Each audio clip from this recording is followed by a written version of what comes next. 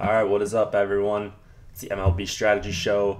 Myself, Jake Hari, and I'm with EMAC, our usual Saturday show, talking some MLB for the few of you that are still playing baseball.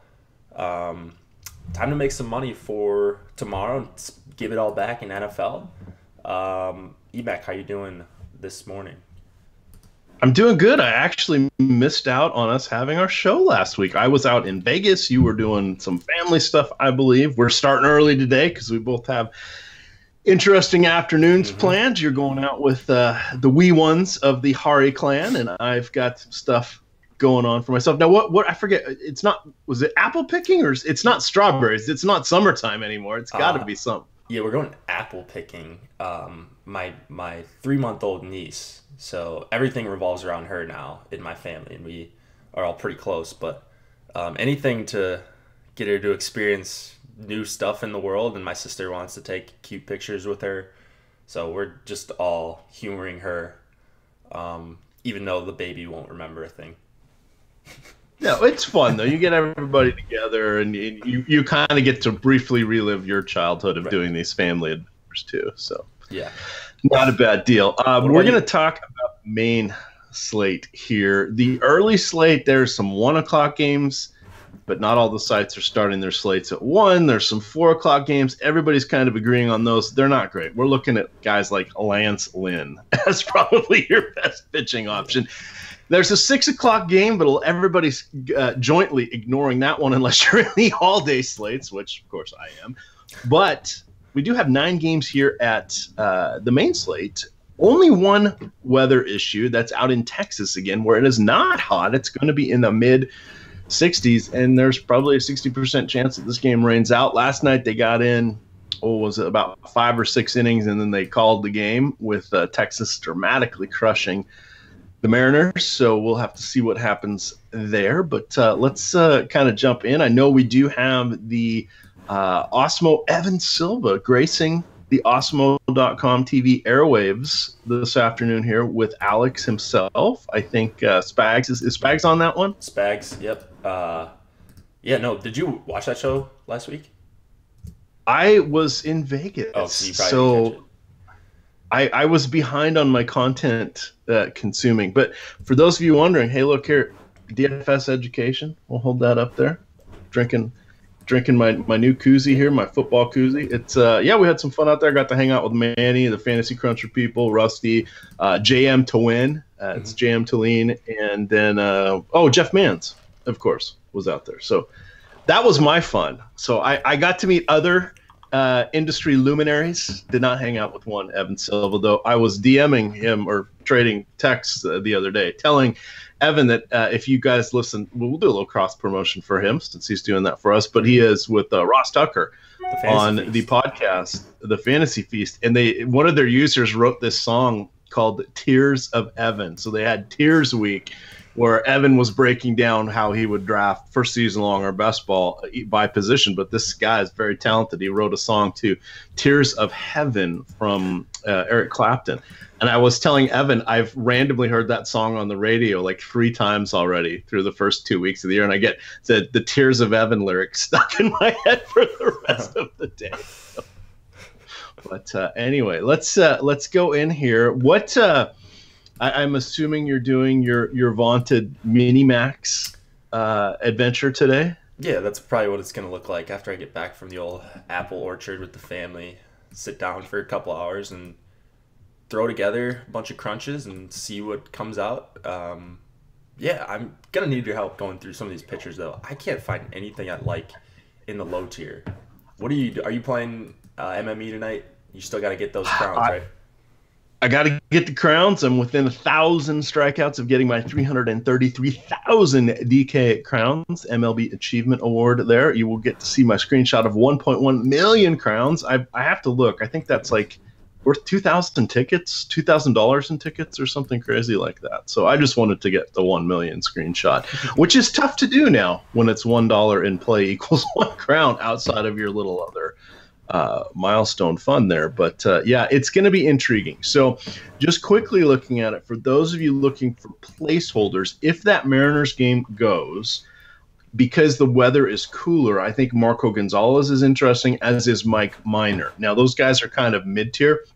We don't really get a super cheapie on the two-pitcher sites. That's in a reasonable spot, because I'm not going to say Lucas Giolito is in a reasonable spot going against the Cubs, especially since the Cubs get the DH.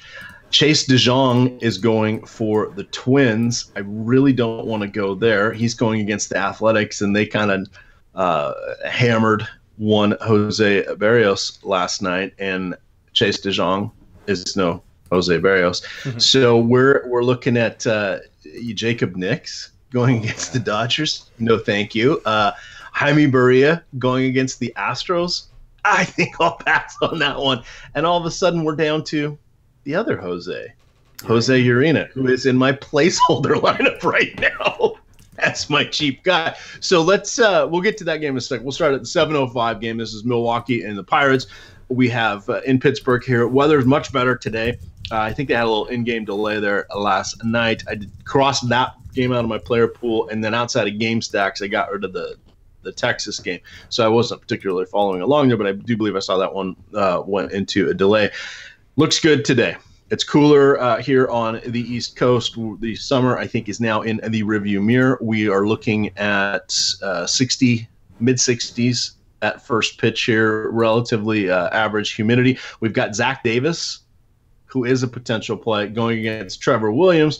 Williams would be somewhat interesting if he was about $2,000 less, but at 8,200, doesn't get a ton of strikeouts, and we know the Brew Crew has a never-ending lineup here because of all their trades and acquisitions. I mean, goodness gracious, Mike Moustakas is batting 6th, and we don't even bat an eye at that. Oh, nice, the double pun there, but we don't blink when we see that. So Curtis Granderson really makes the lineup a little more fierce. And that is with Jonathan Scopes on the bench now. It's just a crazy lineup here. So we'll start with this one. Would you consider Zach Davies at all? And we have to consider everybody today. So the answer to that would be yes. But are you capping him, or you don't want more than 10%, more than 15%? What are you approaching with that today?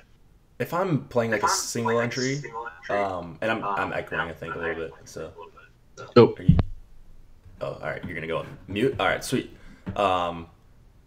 If I'm playing a single entry, I don't think I would end up on Davies. I mean, I know I wouldn't. I would do everything in my power to get him out of my lineup.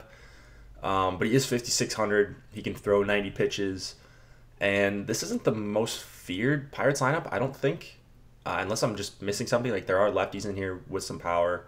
And I like Starlin Marte.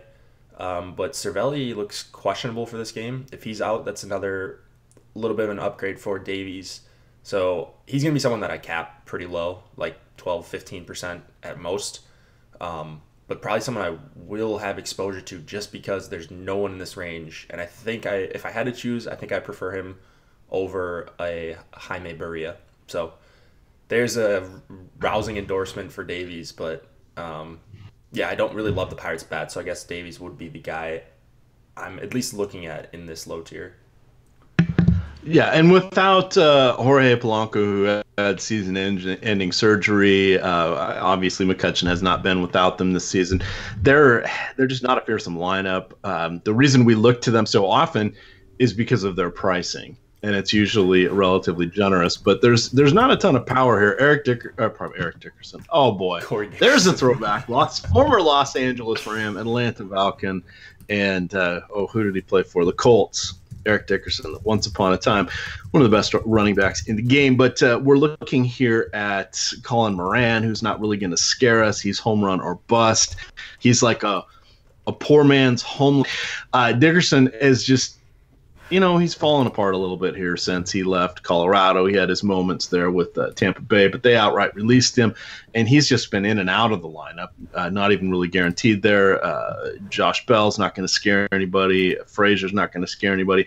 I don't know who's going to be behind the dish. That's the one thing the Pirates will do is run, and we do know that if Manny Piña's back there, I think he's allowed close to 100 stolen bases over the last 2.5 seasons, last time I looked. So he's someone that they can run on, but it could be Kratz today. So tepid endorsement for both sides of this one, but Davies, I think, would be your cheap guy. But where's the strikeouts? I mean, over his last 1,100 batters faced, Davies just has a 16% K rate. That's not going to roll our Sox up and down, I don't think. Right. I mean, it's just so tough to get to actually either of these two guys, I think. But Davies is just, anytime you're this price in September and there's a lot of uncertainty, maybe he sees a bad lineup here or something. Maybe, well, then he's going to be chalk if he sees like a bad Pirates lineup. But if Cervelli's out, I think that is a little bit of an upgrade. It makes you want to play Davies a little more. But I'm not playing him here for the strikeouts. I'm playing him for hopefully 5, maybe 6 innings, a couple of strikeouts, and just limit the damage. And then I would love to get out alive with playing a $5,600 pitcher on the slate. Yeah, that's probably the way to go to quickly hit over here on the Brew Crew. Now, while we're not thrilled about Trevor Williams is actually pretty decent. Relatively splits neutral over back to the beginning of last season. He's faced 600 and change lefties, 600 and change righties. He has a twin 300 WOBA. Isolated power to lefties is just 120. To righties, it's 150. Those are both phenomenal numbers. He doesn't strike anybody out. He doesn't really walk anybody either. He gets a fair amount of ground balls. So while I don't want to play him, I'm not really enthralled with the Milwaukee Brewers being on the road here. I think for me, it would probably be an all or nothing stack. And I'd look at the first 6. But we know Granderson's always a pinch hit risk for defensive purposes there at the end of the game. And then especially if a lefty comes in, because he's at the tail end of his career. Yelich is phenomenal, but we're paying through the nose because he's got, the double cycles thus far. So nobody exciting there. Is anybody popping in your initial crunches here from the Brew Crew? It's just Yelich, but he's not a great value. I mean, Williams is a pitcher that I respect as well. And just someone that doesn't give up hard hits. Like you look at against lefties on the season, under 28% hard contact, line drive rate is, in hand. And then you have, you look at what he's done against righties too. It's under league average, the hard contact. And then the line drive rate is perfectly fine there too. He can strike out righties. I can't get to playing Williams, but I won't be on the other side playing a ton of Brewers bats against him. All right, so let's head on to the next game here. We're going to the Windy City, the Battle of Chicago. We have the Cubbies, we have the White Sox. The Southsiders are hosting this one.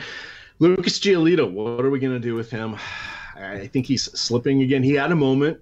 He's still a young guy, pedigree of a first-round pick. He was part of that Giolito, Ronaldo Lopez, and some other arm trade for Adam Eaton. Sorry, Nationals, that was not really a good trade with Eaton's injuries, and now they have a passel of youngsters in the outfield, so Eaton's not even playing every day. But Giolito slipped his last couple games. I think he's getting a little tired out. His quality of pitches has gone down somewhat. He's still averaging 103 pitches per game over the last 2, and in his last 3 of his last 4, he's gone over 100. So we're not worried about him being shortchanged here. But do you really want to go against the Cubbies, who will not have a pitcher hitting tonight? They will get a DH, so we'll probably see, Ian Happ will be in there per chance, or maybe they'll give Zobrist the day off or Hayward, but we're not going to be missing one of their good bats, and we know they have a bunch of guys coming off the bench here. I'm actually more intrigued by the Cubs than I am by Lucas Giolito, and he is that sub 5K price, though, over on DraftKings. What do you have for us, Jay? Yeah, I think lineup by lineup, it's probably going to be I'm definitely going to have some Giolito exposure. We know he's talented. And he's just so cheap, and he can go 100 pitches. So if he can survive early, there's a good chance he's going to get you a double-digit floor. And that's valuable, again, on this slate with not many options down here besides the Zach Davies of the world. So Giolito, his fastball last time out was down 2 miles an hour almost. Sinker, same thing. That's pretty concerning. That could, like, we've seen that jump up and down for certain guys. He's been pretty steady around 93, 94 for his fastball, down to 92 and a half in his last start. I don't know what to do with that. Like, Giolito's a confusing guy all around. We thought he had kind of arrived there for a minute, and then he's kind of faltered since then. This is a really tough matchup for him if they roll out their A lineup. Like Daniel Murphy's way too cheap, Rizzo's way too cheap. So it's either going to be a full stack or an avoid lineup by lineup, and I will have exposure to both because I think Giolito is going to have ownership here. All right, let's look at the other side of this one. We do have to mention one, John Lester, who has the wonderful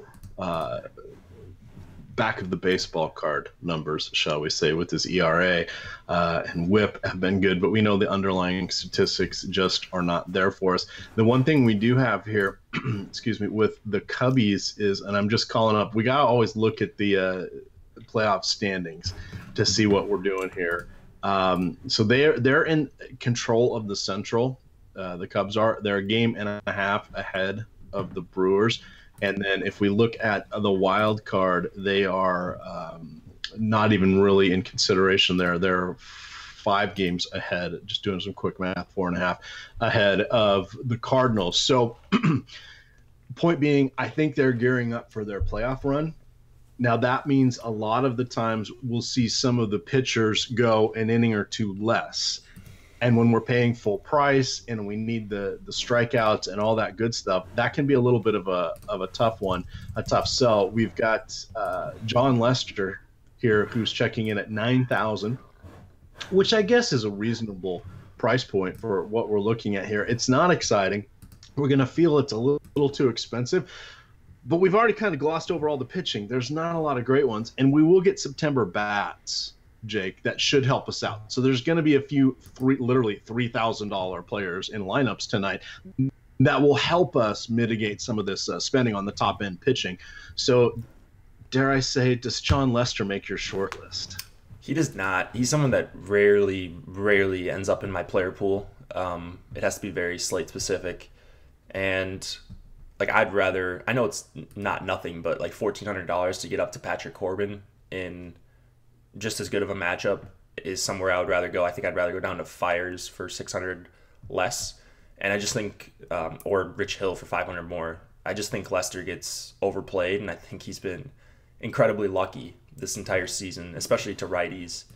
A super high line drive rate, over 26%, a bunch of hard contact, but the BABIP is still low. It's well under 300, 285 on the season. Strikes him out under 20%. And he's going to get all righties here.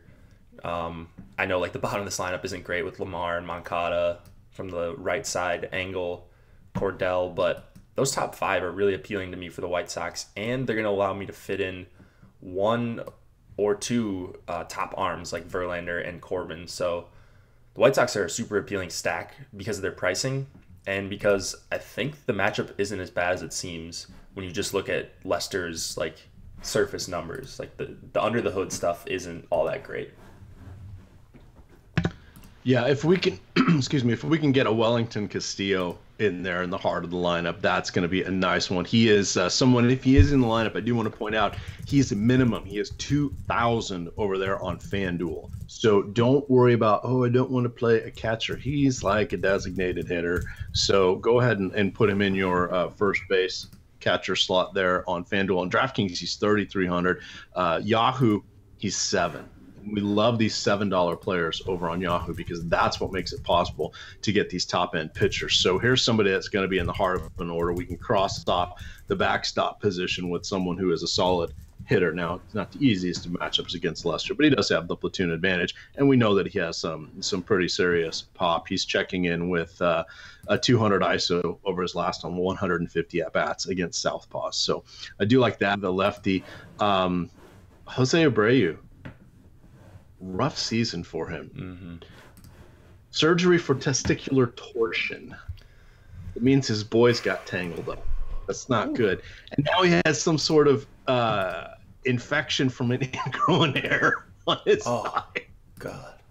I have no idea. I don't. Poor guy. You know Honestly, what? What a lost season. Poor guy. So he's not in the lineup. We have kind of a somewhat limited Avisel Garcia, who's already said he's going to have some knee surgery at the end of the season to clean things up there. But you're looking at the first 5 here, I think, against Lester. Anything else from our Windy City series here? No, just I like bats on both sides. I will have some Giolito exposure, just because he's super super cheap, and I'm playing 150, so he's gonna make the cut in some fashion. Probably looking at, again, like Davies, like 10 to 15%, just to pair with a guy like Corbin or Verlander. All right. Let's see here. Oh, I got a little confused here. I was going to go back and talk about San Francisco and St. Louis, but that's I'm going the wrong direction here. We're going to talk about the Angels and Justin Verlander, who is clearly going to be the top guy on the slate. If you can get to him, yay. If not, that's all right as well, because he's going to take a chunk of your salary cap. If we're looking here at the standings, let's see where Houston is. They have clinched. They will not catch Boston for home field advantage. So in the event that they meet, and they are well ahead of Cleveland for home field advantage in that series when they meet up there. So I don't know what we're going to see from Verlander. And at 12,000 on DraftKings, you kind of do want to see 100 pitches. Now he's seen that regularly, like clockwork, but playoffs are right around the corner. He's got this start. He'll probably start mid next week, and then he'll start when their first series starts up. He'll be the lead dog going there, and that'll be at the end of week after next. So he's got time to rest, but I think he's one of those guys where we may only see 90 pitches tonight, and at 12,000, we really need some extra love, especially against a team that does not have dramatic strikeouts. Now the projected lineup here, and I know this is what you like to look at a lot, they got a lot of guys that are below league, or I guess above league average, meaning they strike out a little more than league average, but nobody's egregious. I mean, if we look at Calhoun and Ohtani and Upton and Arcia and Cowart, I mean, those guys aren't going to terrify you, but they all strike out about 25%. So there's not a lot of gimmies here, even for someone like Verlander. Dare I ask, and I will ask, what will your JV strategy be today? Yeah, I want to play him. You make an interesting point about the pitch count. That's something I need to take into account, and maybe that's why we're getting probably a $500 to $700 discount on Verlander, which makes sense. Because if he was just full go and you thought he was throwing 110 here, I think he's easily the top play. But I do like Verlander here. I think it's a fine spot. You just may see one less inning than you're normally accustomed to. He might get pulled at 90 or 94 pitches or something at 6, which is fine as long as the strikeouts are there. The Angels have struck out 24.5% of the time against righties since August 1st. So these new guys like Arcia and Jose Miguel Fernandez and like Taylor Ward are probably contributing to that. I think he should be able to get strikeouts. I don't know if we'll see double digits like he has done throughout his last 4 starts, but he's, I think, really safe here. And I'm expecting another pretty dominant Verlander outing, even if it's more abbreviated than what we're used to seeing. Yeah, and again, we'll have some discounted hitters, so your price may vary. But these are the decisions within the decisions we've really got to do. And we're all playing with the same player pool. Oftentimes, that's what you hear a lot of people lament, and, people are too expensive, and they're too this, and they're too that. We've all got the same player pool. Exactly. So we're facing the same challenges.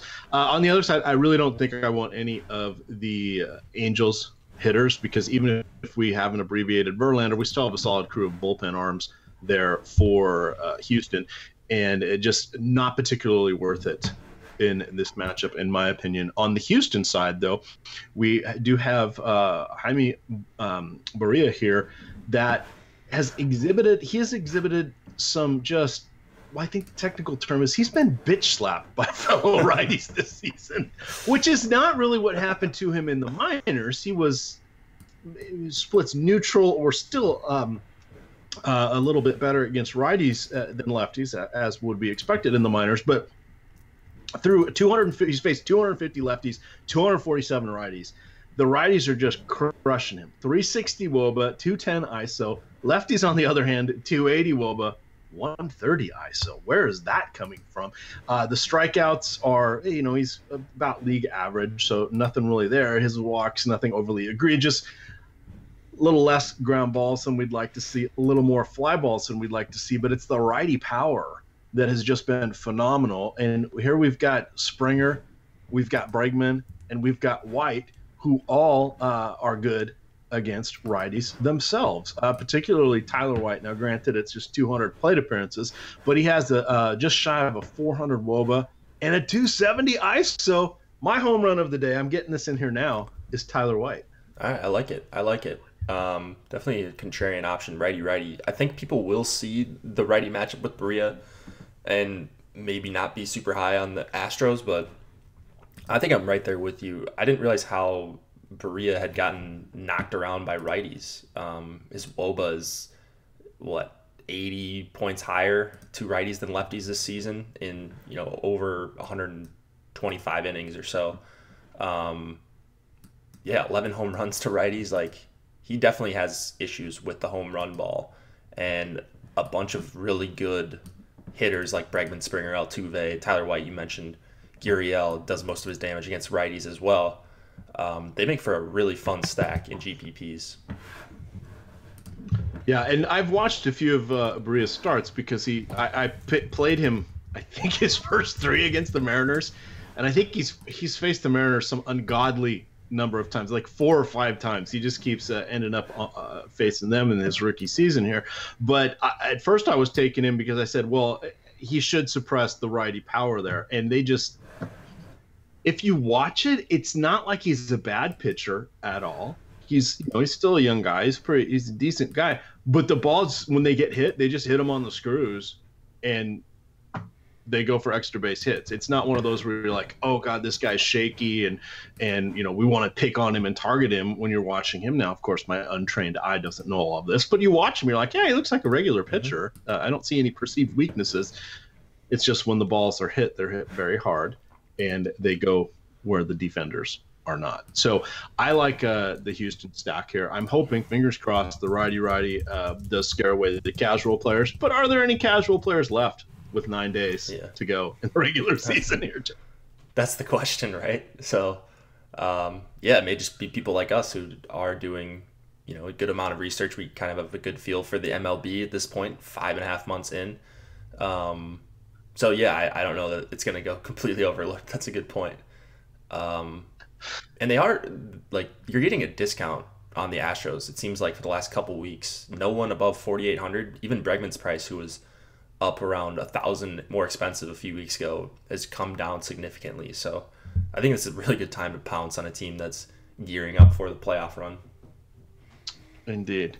All right, on to our next game here. We've got Miami, which we're going to give both pitchers a big thumbs up if you're on the Fantasy Cruncher add-on here that we now have at Osmo, the premium add-on. You can do thumbs up there on Cruncher and get your players goosed a little bit with their projections. Each click is 8%. It's a fun way to sort of quickly go in, or not a fun, but it's an easy way to quickly go in and in your last minute tweak some of these projections here. Anthony Desclafani. Now the problem is he is bad, as in bad against lefties. The problem for the Marlins is, do they really have any lefties that are going to terrify us? The answer is really no. JT Riddle, okay, he's leading off, not really scary. Derek Dietrich has some pop in his bat, also doesn't connect very often.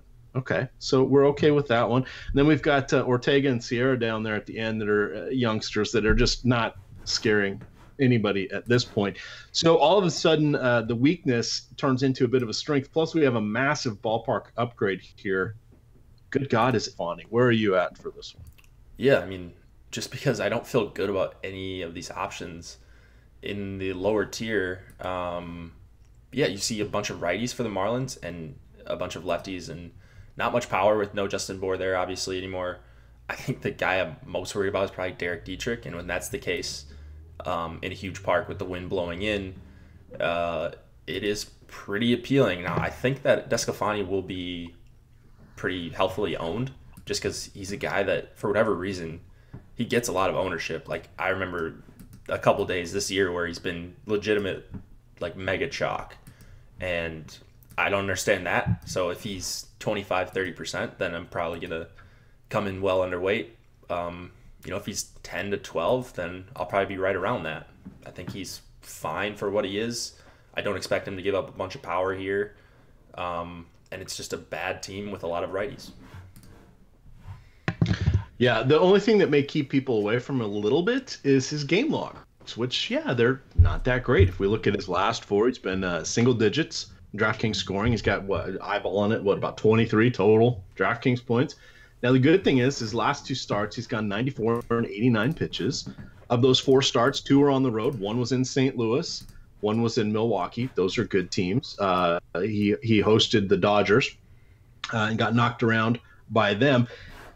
And then the Padres, he didn't really have a great start against them either, but we're looking here at a less than terrifying Marlins team. So I'm okay doing this. Tonight, I don't know that at this point in the year, I'm not even considering cash games at all. So I'm more willing to mix and match my SP2s and look to get the hitters I want. And more often than not, it is the hitters that are going to win you the tournaments. So I'm okay with Disco Stew, as DFS World likes to call him. So I think the Simpsons fans carry like 5 to 10% ownership bump with that nickname.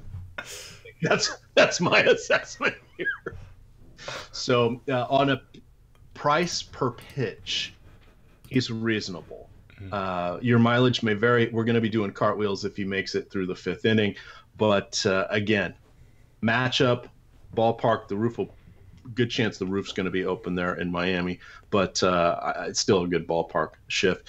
On the other side here, we've got the guy who's in my placeholder lineup, Jose Urena. He has faced 1,400 headers over the last 2 seasons. Has been pretty good, actually. Combined 310 WOBA, which is very nice. Combined 160 ISO. Yeah, lefties get to him a little bit more. He doesn't strike out a ton of guys, but I'm okay with all of that. I will be playing both sides of this one, but if you're looking at Schebler and Votto, who, for as good of an ISO that he has, here's a secret: he doesn't really get home runs ever anymore. Scoots Magoots trolled us the other day with the home run after I did not have him in a single lineup, and Josh didn't have much of him either, and we both liked him, and he went and hit a home run for us. He's much discounted at this point from where he was after those fire first 3 or 4 weeks of the season that had him near $5,000 a night. Eugenio Suarez, I'd prefer him against lefties. So while this is not the easiest of lineups, we do have a lower implied run total. So I'm okay with going with Jose Urena. I'm hoping for a quality start would make me happy in this one. Where is he amongst your rankings on the 2 pitcher sites? He's got to be about 3rd when you look at price per dollar, which is a little bit frightening. Yeah, he's not someone that I'm going to exclude or anything. I prefer him at home. He's at home. It's not a team I love targeting, but also not a team I'm worried about him getting knocked around against. Urena is really good at creating ground balls, especially against righties. Limits hard contact to righties as well. So it's going to be mostly lineup dependent for me. I'm seeing 3 righties, including the pitcher spot. That helps. Billy Hamilton is certainly a strikeout risk. But he can be a problem if he gets on the base paths. Same with Peraza, who is also questionable. So kind of some uncertainty with this Reds lineup.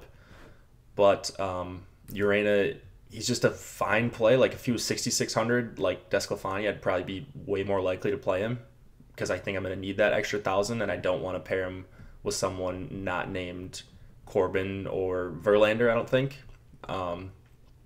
So, I don't know. Do you think people are going to click on the game logs and see Urena's recent success and want to play him here? I can't get a feel on his ownership. So he's going to be one that I monitor pretty closely.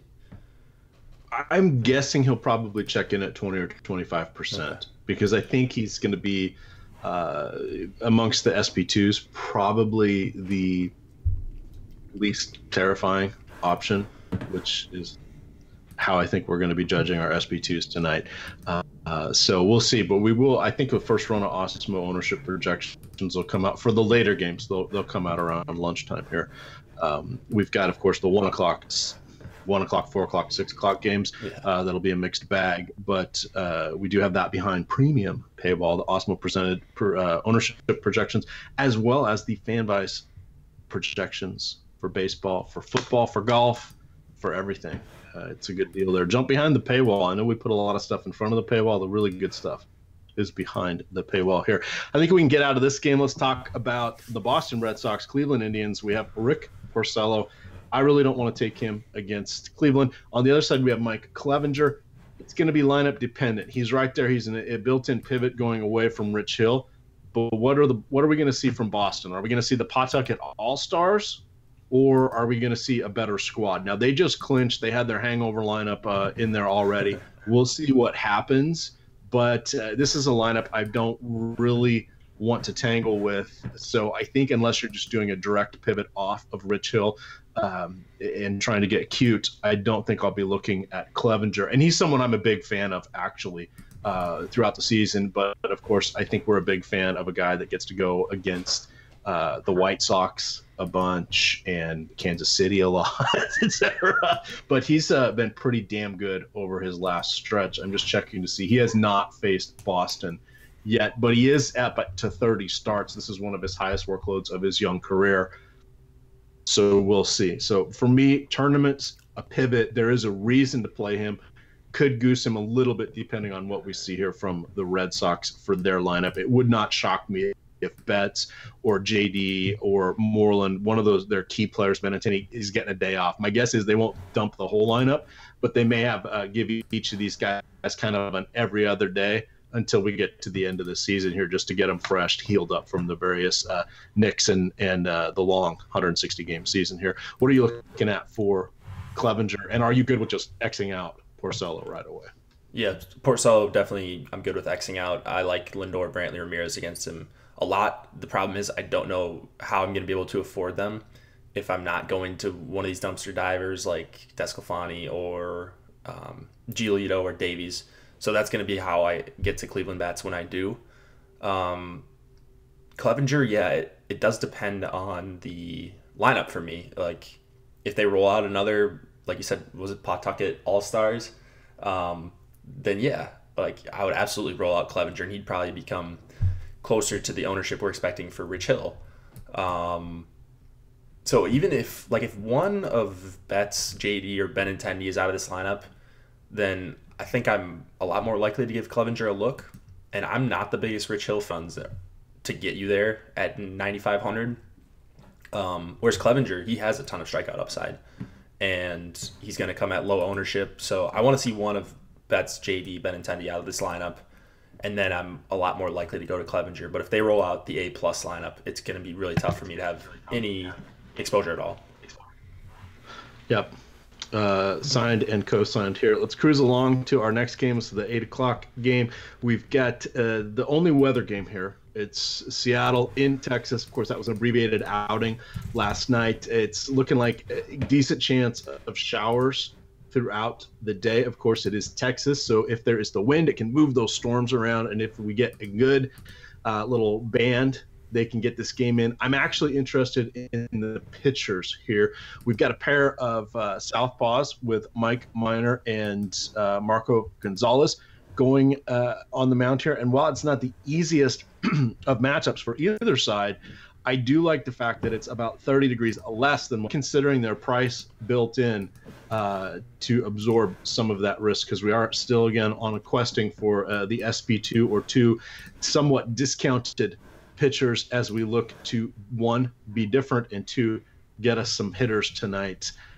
Do you like the hitters in this game? Do you like the pitchers? And, oh, I'm so sad I wasn't on air last night, because I would have pointed out Adrian Beltre always kicks the Mariners' asses.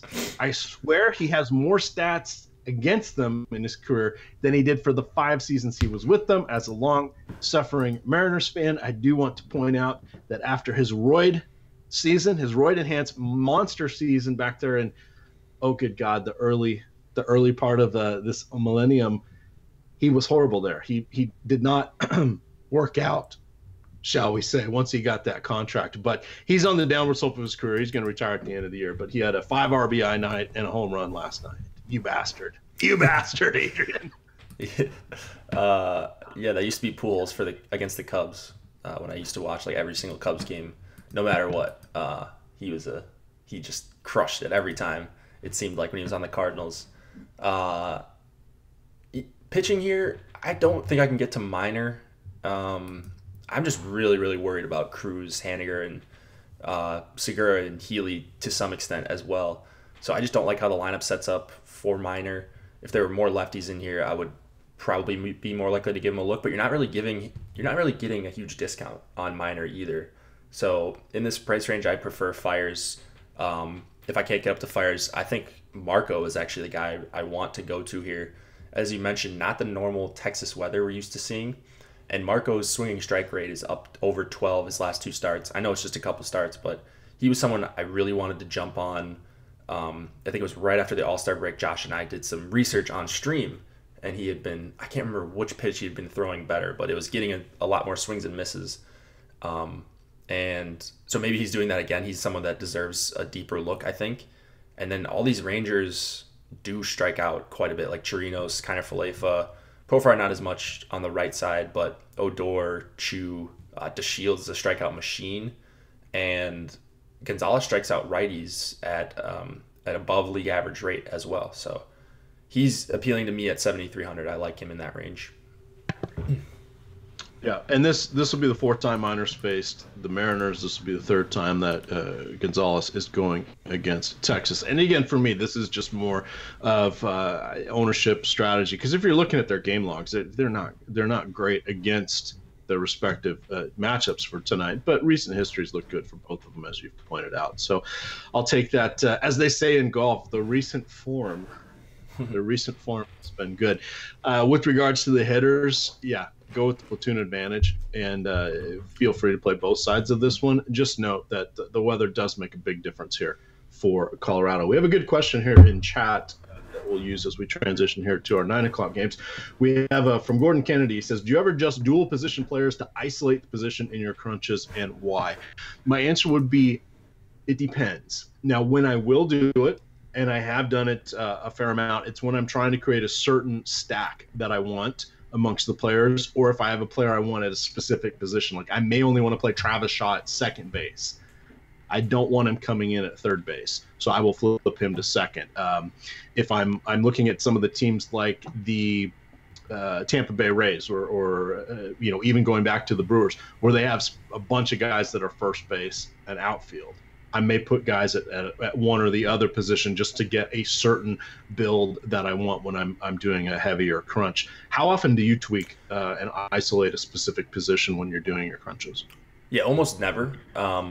But if there is a position that is super scarce as far as talent that day, like let's say second base is super weak and Whit Merrifield's facing a lefty, I'd want him to come up at second base almost everywhere because I think he would be an awesome play there. So every once in a while I will, but for the most part, I just let the optimizer do it. It's an optimizer for a reason. It's trying to get the best possible lineups you can while fitting a criteria, whether it's stacking or keeping players under a certain exposure. So I'd say for the most part, no, but in rare cases on shorter slates, I would say yes. Yeah.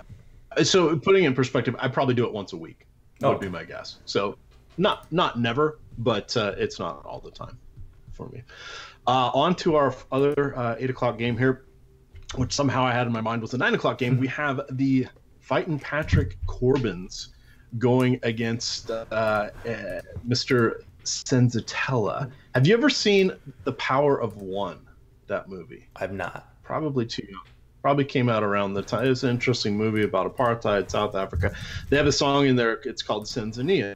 It's a very good song. It's one of those ones that goes up for an Oscar and etc. But I think of Senzania and when I see Senzatella. So anyway, neither here nor there. I was in way back in the day in college, we would fraternities would sing and do song competitions, to impress the ladies. That was a song we actually sang. We would pick these very epic type songs and not top 40. And you know what? That's the secret to get the ladies. Be a little bit different. On to this one. What is going to be the secret to get to Pat Corbin in our lineups. We know the roof will be open tonight. We know it is warm in Arizona. That does more or less render the humidor worthless, but it is the Rockies on the road. What do we? Oh God, Rocky Road. Did I really just do? Oh boy, I need some more caffeine. Get me out of here. Talk to me about how we're going to get Corbin in our lineups tonight. Yeah, he's someone that I'm going to force in, I think. Looking at his last 11 starts, I mean, I could read off the swinging strike numbers. They're incredible, game by game. But over those last 11, 17.7% swinging strike rate. He's getting ahead 68% first pitch strike rate. Chase rate over 40%, almost 41%. The Z swing rate is low, so guys are guessing and taking pitches down the middle. Like, he has just been incredible, and he's throwing his slider so often that his arm's probably going to fall off at some point if he continues to do this. But for now, woohoo, we get to keep playing Patrick Corbin at 10K. You get Story probably out of the lineup. He's banged up. Arenado, we already know, is banged up. So you're really only worrying about like LeMahieu and Ian Desmond, I think. Those are the only guys that really worry me in any capacity at all. Pitcher spot in there as well. Corbin's not a guy that needs to go super deep to pay off the salary. Like, he's going 95 pitches almost every start, and he's getting 7 strikeouts in each of his last 11. So he's just ultra consistent, great matchup, low team total on the other side. I mean, if you can't get up to Verlander or you think that he's going to have an abbreviated outing, Corbin's your guy.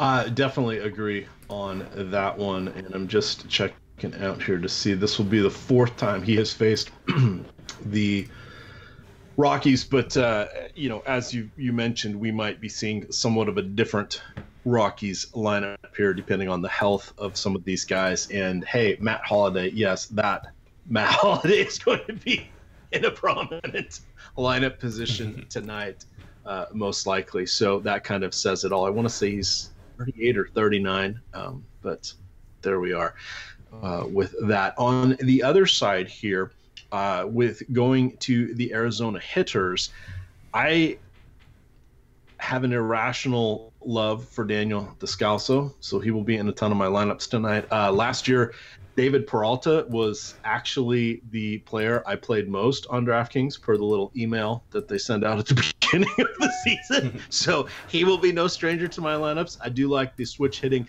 Eduardo Escobar there. That was a nice acquisition from the Twins.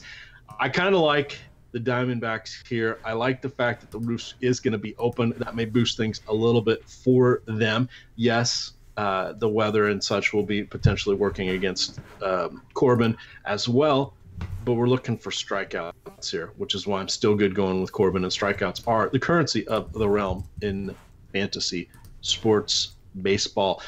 What are you looking at here from I prefer the D-backs. I don't like calling them the snakes. So what do you like from the D-backs?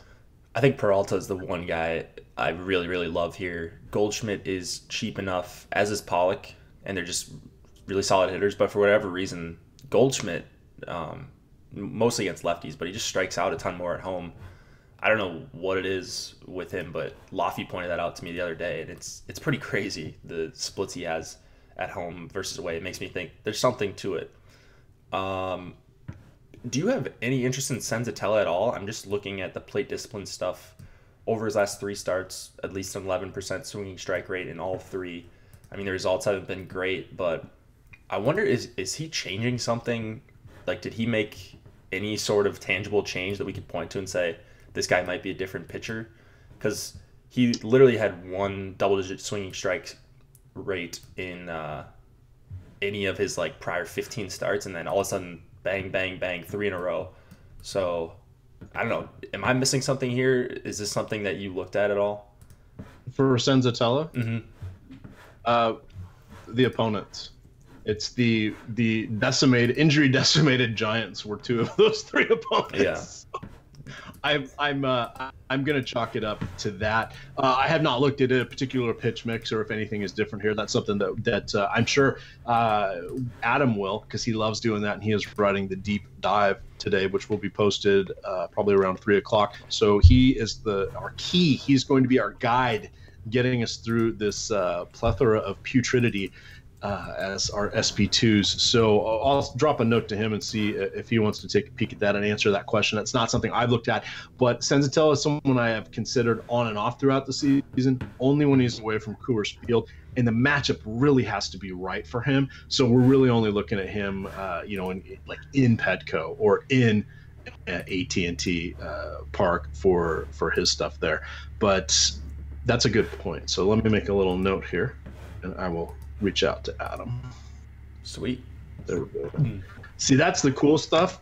You got the Slack chat here behind the premium paywall, and you can reach out to any of our guys, and they will usually answer questions. I've had some spirited discussions here with some of our members, and it's a lot of fun. You get a bunch of like-minded gamers talking sports 24/7, and hey, there's other topics besides sports that we talk about. We just kind of carve those out into their own little channel, but it's a good time here. What have you thought? What has your experience been with the Slack chat? Because I know that's something you're relatively new to since FanBias has been absorbed here by Awesemo.com. Yeah, the Slack chat's awesome. I mean, there's always people talking about whether it's sports, DFS, nonsense, whatever it is. Like, it's just really interesting to always have someone that, if you don't hang out with a bunch of people that play DFS, like, just being able to talk to them online does help and bounce ideas off people. We have obviously a ton of sharp subscribers that I've already learned stuff from. So I'm trying to get better. Everyone else is trying to get better. And I mean, people are bringing, whether it's content providers like me and you or subscribers, they're bringing a lot of sharp analysis to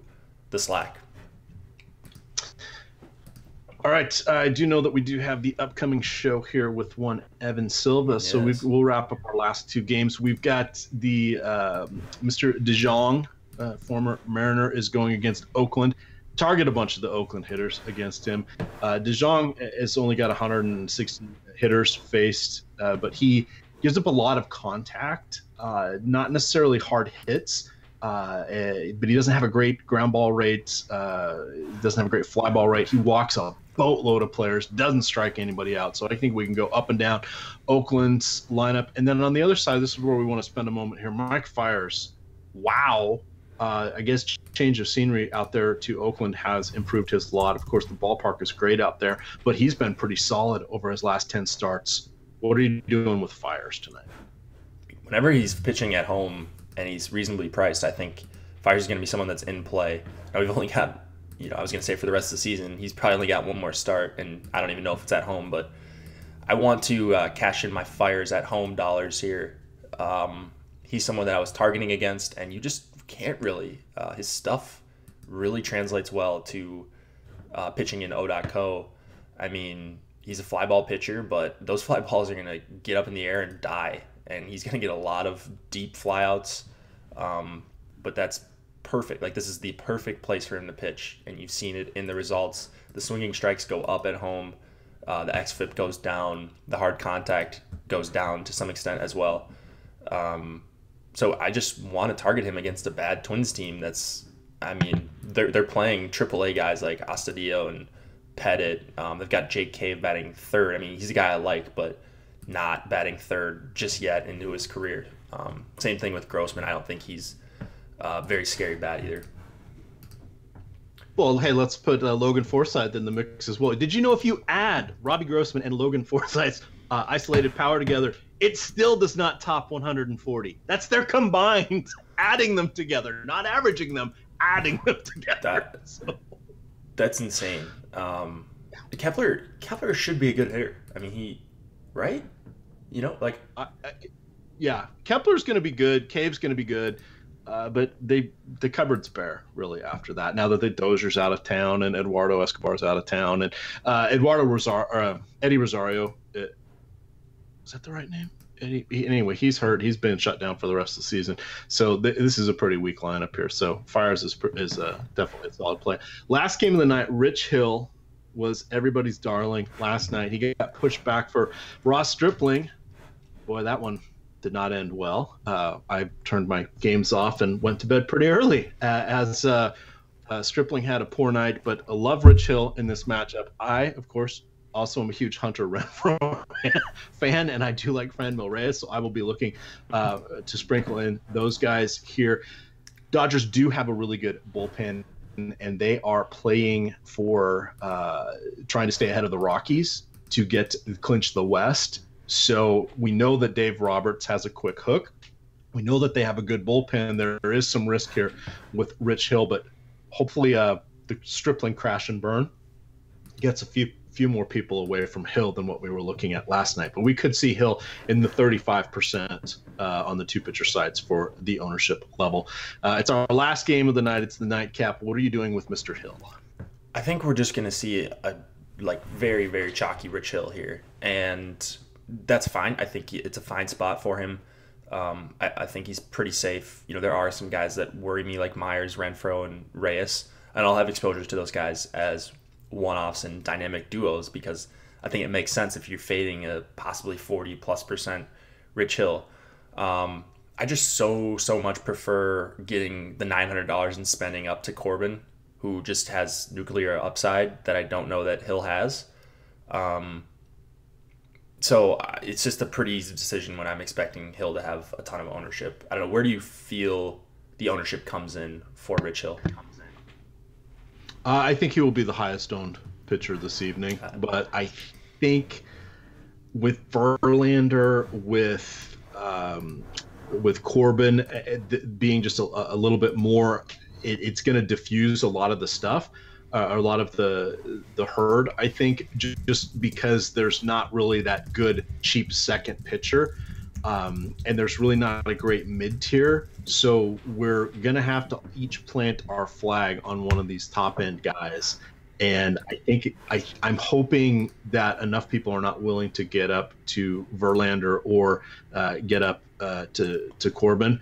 And I'm okay with this being a popular spot. I will probably try to match the field here, but I'm definitely good with if it doesn't end up in my crunches, I'm not going to force Rich Hill into my lineups tonight. Yeah, I think I'm probably going to end up with like 15% of Rich Hill. I don't think it makes sense to fully fade him here because he does have a 30-point outing in him. I don't want to make it sound like he doesn't, but I just don't think he, like more times than not, I think Corbin outscores him by 6-7 points here. And so you're getting a guy who already has a limited pitch count. He threw 78 in his last start, and that was going well for him. They pulled him after 5 innings. He's thrown 89 and 90, and then he had that 101 in there. But he only got you 20 DK points. If he gets 20 here and I fade him, or I go underweight on him, then I'm ahead of the field.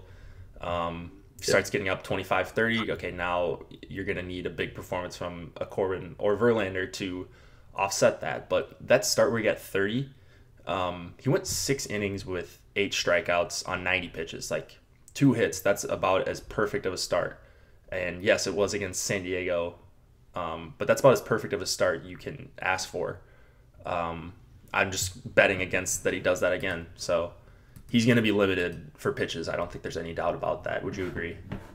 Yeah, absolutely. There's, and especially after they watch Stripling maybe not be quite as ready as they want, and they've got designs to get in the playoffs. Of course, I mean, they still need to get in the playoffs. They're not clinched yet, but this is one where they're going to make it.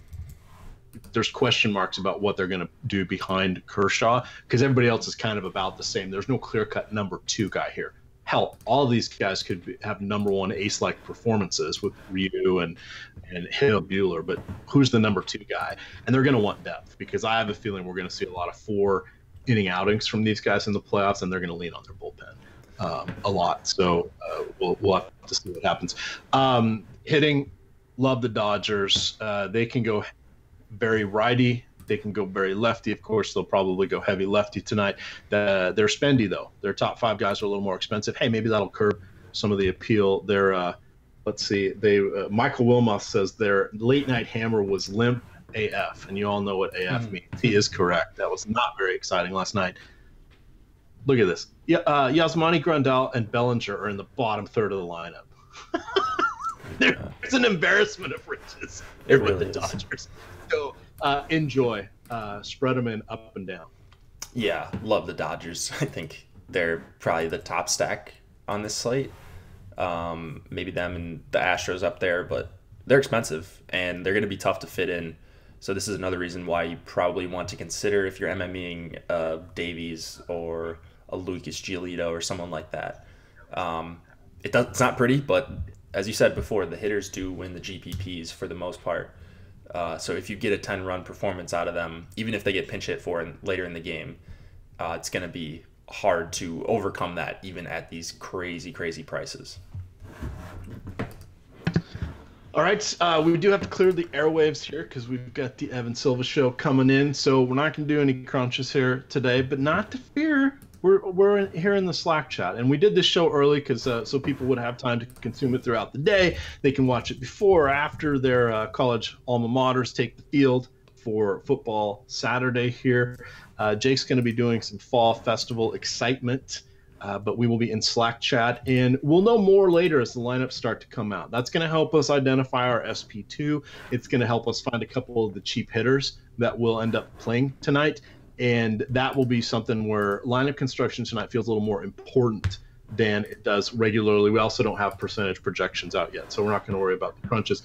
And then we had a good question here from Gordon Kennedy as well. He's asking, in NHL, do you use team stacks and position stacks in Fantasy Cruncher? Sorry for the non-MLB question. Well, I'll tell you what, Gordon, Jake's going to be doing some strategy shows here dedicated to NHL. Yes. So not to fear. He's going to answer all those questions there.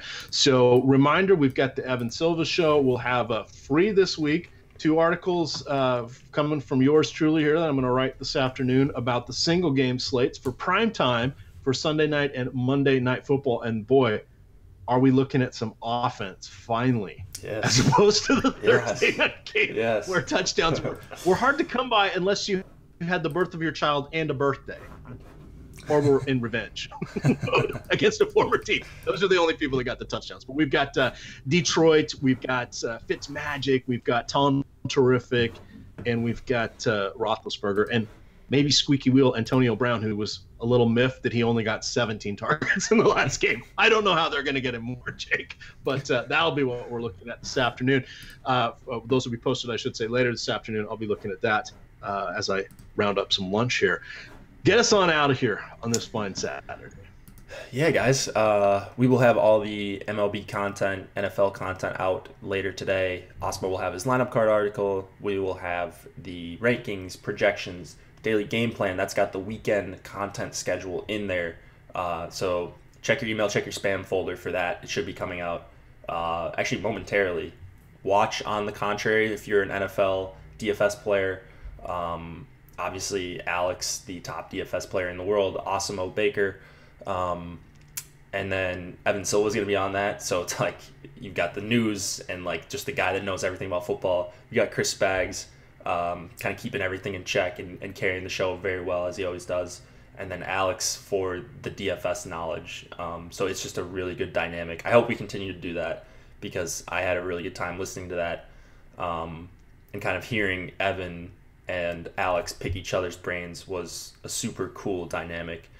So watch that. We'll be back. Well, I'll be back with Josh Monday. We'll be playing NFL. You can catch me in Slack. You can catch both of us in Slack. So become a premium member. Do all that stuff. We have promo codes for free trials. Keep an eye out for that on Chris Spags' Slant and Go article. Yeah, that's about it, guys. Thanks for joining us once again. We will see you soon.